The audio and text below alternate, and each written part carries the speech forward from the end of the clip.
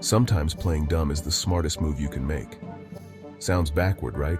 But trust me, when it comes to navigating life, work, and relationships, acting like you don't know as much as you actually do can be your biggest secret weapon. I know it sounds sneaky, and yeah, it kinda is, but it's not about lying, it's about being strategic. Let me tell you a story. The day I learned the power of playing dumb. There was this one time at work when my boss announced a big opportunity to lead a new project. Everyone in the room was practically salivating over it, like a pack of hungry wolves. Me?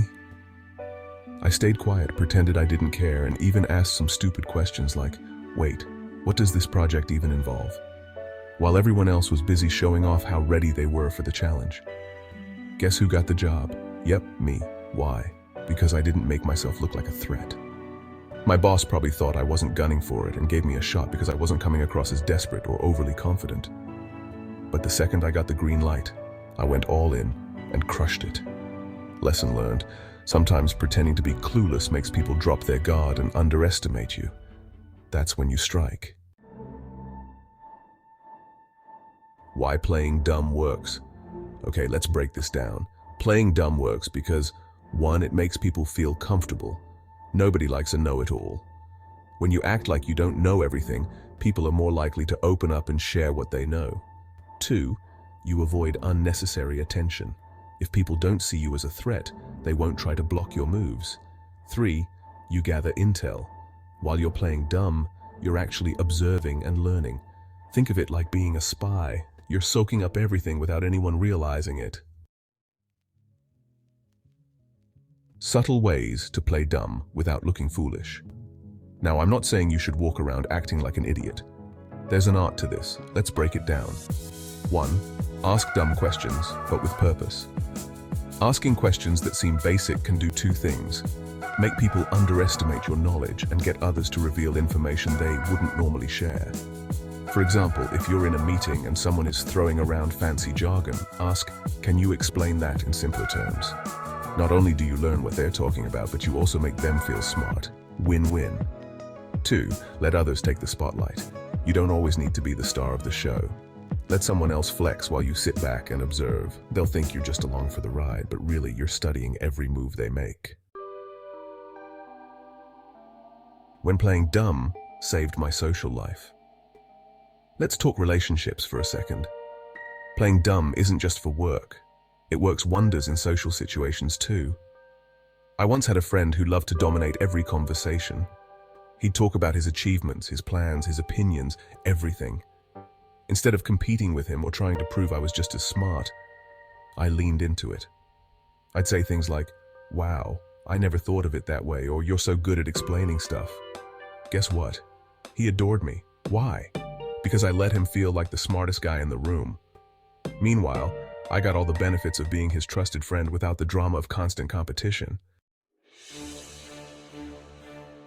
The fine line between playing dumb and being dumb. Here's the catch. Playing dumb doesn't mean being dumb. You've got to know when to switch it off and show your cards. The trick is to act clueless just long enough to gain the upper hand. Think of it like a poker game.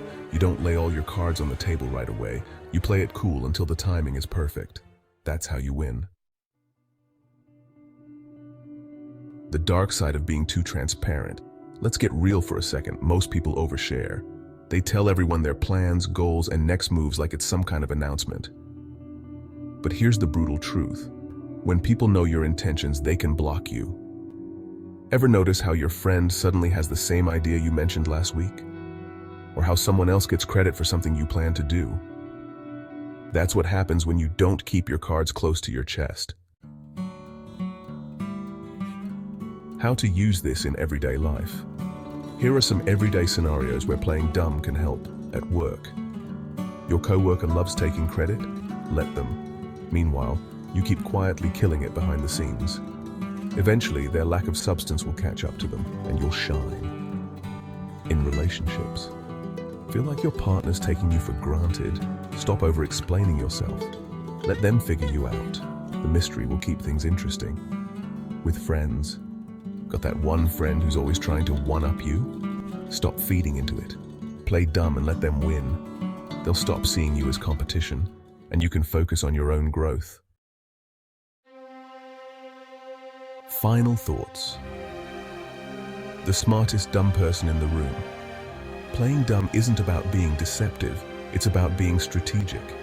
It's about knowing when to speak up and when to stay quiet, when to shine and when to let others take the stage.